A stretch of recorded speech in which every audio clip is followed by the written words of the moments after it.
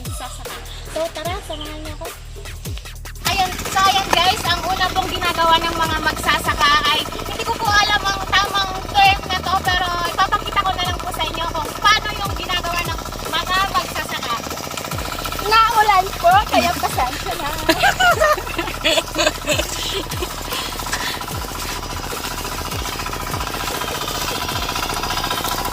Naulan po kaya may nagtin-natinag na bote.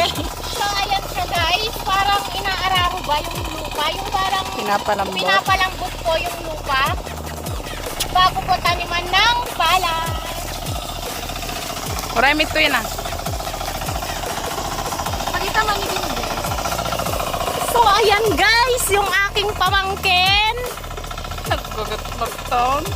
Ang sipag naman yan, Becky naman.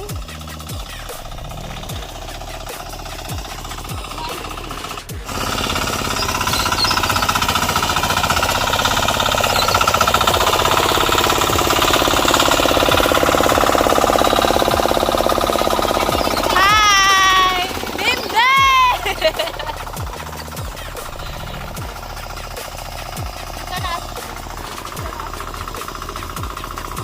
So ayan guys, pagbalik po niya, itatry po natin hawakan kung ano yung feeling. Charot. So ayan guys, pag tinitingnan po natin parang ang dali, diba? So, itry po natin kung paano at kung ano yung pakiramdam. Ayan na, malapit na guys. Maingay, maingay.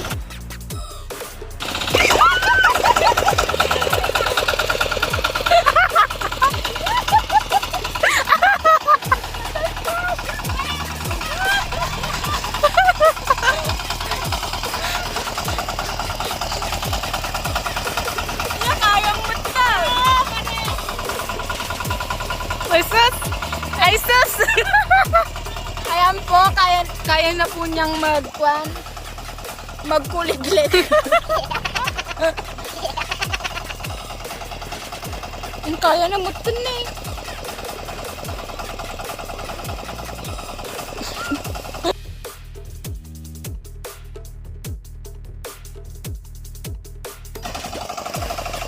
Naalog-alog po pati kuwan niya. Nabaon! Nabaon! Naalog-alog po pati Ayan po, muntik na pong hindi siya makaalis doon sa gitna. Ayan, nandiyan na siya. umulog. Umalog po lahat ng Aalugin! pati po balon-balonan siya. Based on my experience, mahirap talaga siya. Kailangan mo siyang kontrolin dahil oh my God, hiningan ako.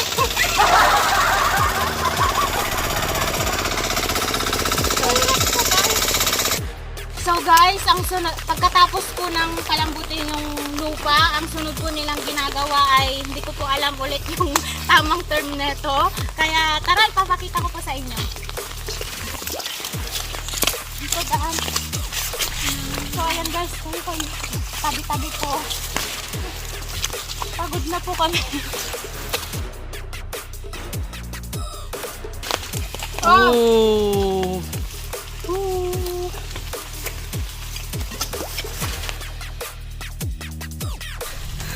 Nagpapamerinda po. Si Tita. Lagi siya dahil pagod na po kami.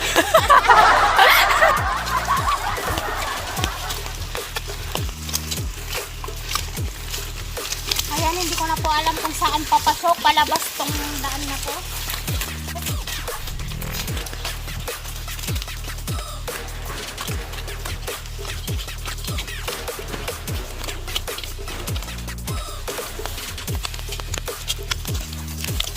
Ito.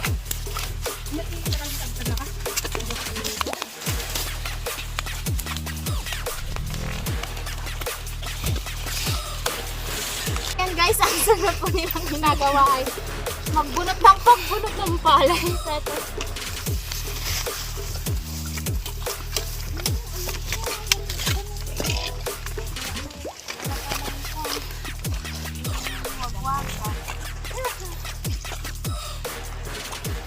So ayan guys, kakaiba po to kasi walang tubig.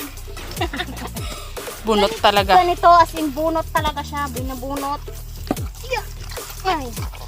Ayan, paano matanggal ang lupa? Walang tubig, ginaganang dapat sa tubig yan. Paano walang matanggal to? Walang tubig. Pakahirapan. My God, merda.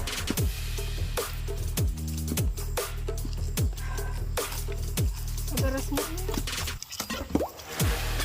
Padaras ko.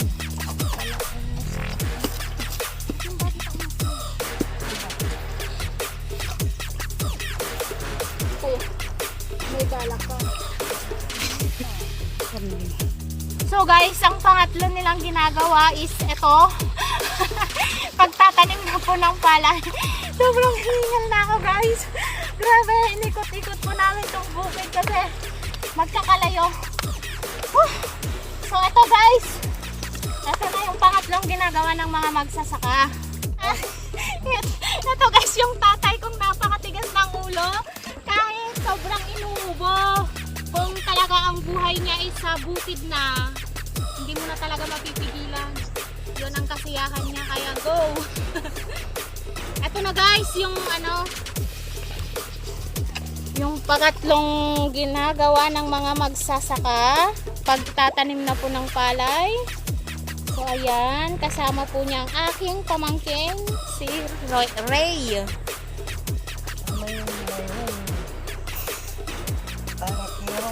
Pamangkin mo.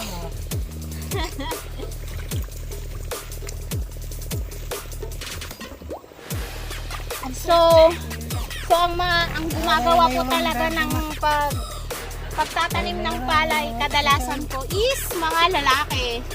Kasi hindi ko rin po alam kung paano magtanim ng palay ngayon eh. Baka masira lang po. Imbis na tumubo, ganun na.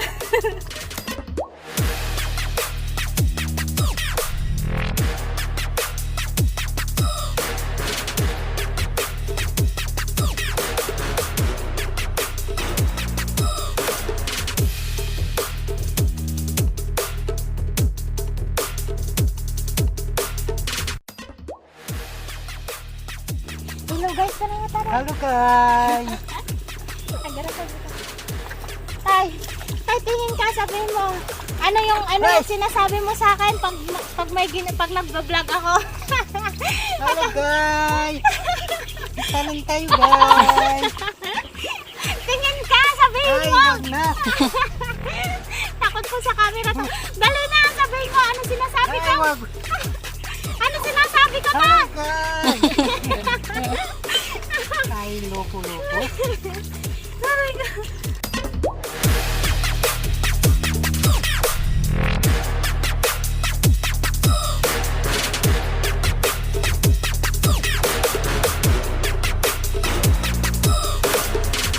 Yan guys, ganyan po kahirap yung mga ginagawa ng mga magsasaka. Huwag po nating nilalang yung mga magsasaka dahil kung wala po sila, wala po tayong mga kinakain ngayon. So, saludo po kaming lahat sa mga kapwa ko mambubukid.